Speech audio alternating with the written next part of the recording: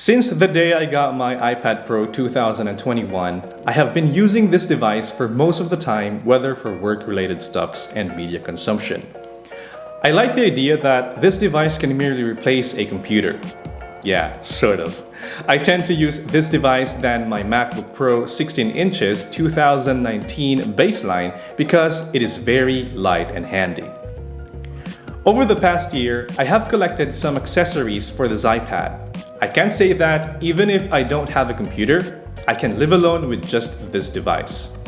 I can read and reply work emails, create content for my social media, edit a vlog with it, create documents with my Microsoft 365 subscription.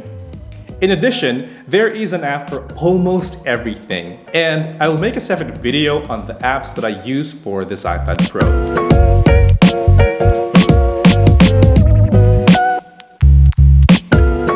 Alright, let us first talk about the main device here, and this is the iPad Pro M1 11 inches 2021.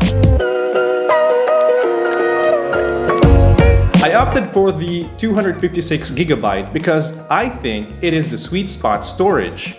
I could have gotten the 128GB, but for my video editing and media needs, I believe I can easily fill that kind of storage. If you are a regular person, like a student, you can get away with 128GB. This is the space gray Wi-Fi only version, and I pre-ordered and picked it up from Jarir bookstore here in Saudi Arabia.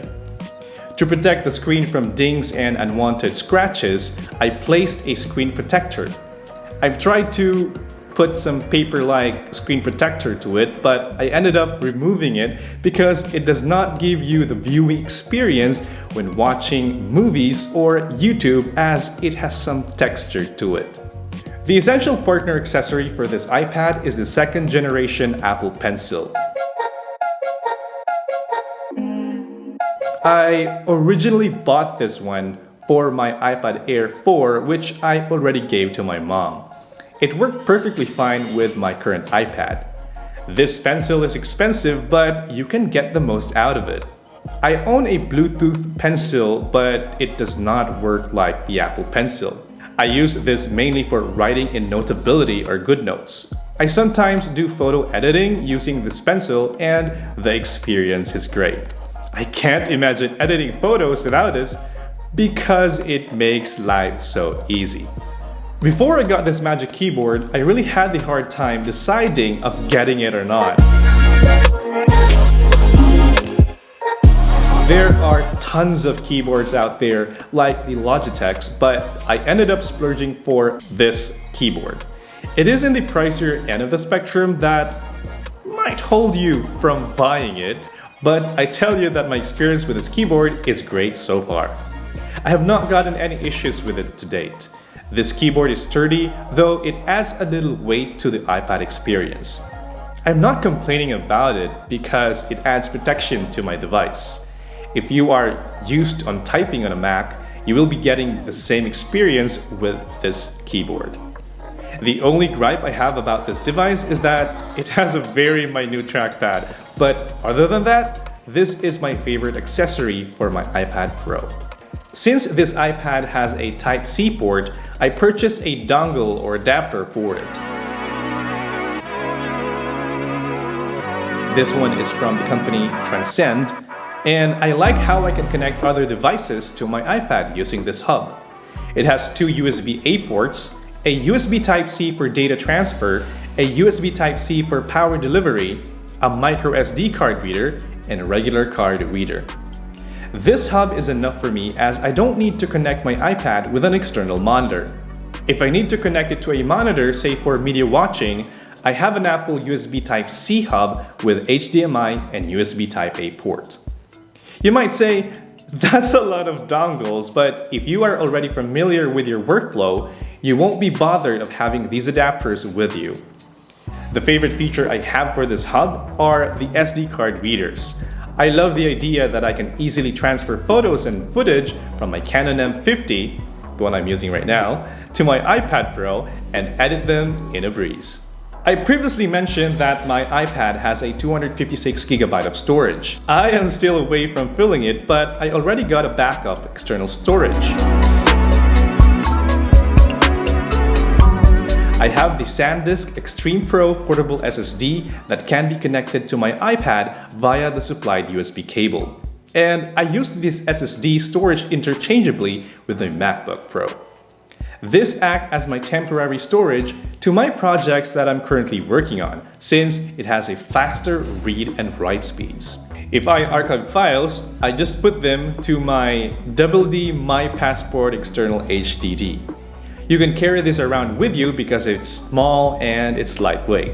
I just place them in my bag so that I can easily access files whenever necessary. For media consumption, I am still rocking my Airpods first generation, which I got 4 years ago. The battery is not holding up that I might replace them in the future. But for now, this Airpods is still fine for me as I do not spend hours listening to it for music and watching video contents. I just love how I can easily pair this with my iPad seamlessly. For serious content consumption like hours of Netflix, YouTube, and Spotify listening, I use my Sony XM3. This is the older version of the new released XM4s, and I don't see the point of upgrading yet as it has kind of the same specs. This has a superb noise cancellation function as well as a great sound quality.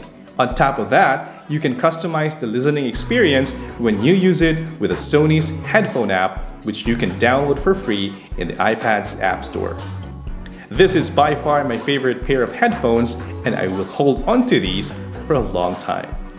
The bag of choice for me to carry all these things is my Herschel Pop Quiz backpack. I feel like a student using it, but I don't mind it as it protects and contains all my necessary gadgets. It has a nice padded pouch for my iPad and a spacious main compartment which fits some of my other devices like my camera. This bag is 3 years old already and it holds up until now. I can see myself traveling with this bag to house all my camera and tech gears. This also can hold my 16-inch MacBook Pro actually. So there you go guys, these are the accessories I have for my iPad Pro. I've included some links down below in case you might want to purchase them. I'll get a little commission if you order from there without any extra costs on you. This is it for today. Don't forget to like this video and please consider subscribing as I will be creating more videos for this channel. If you have any questions, you can always shoot me up a DM over my Instagram account, TechGuyPH.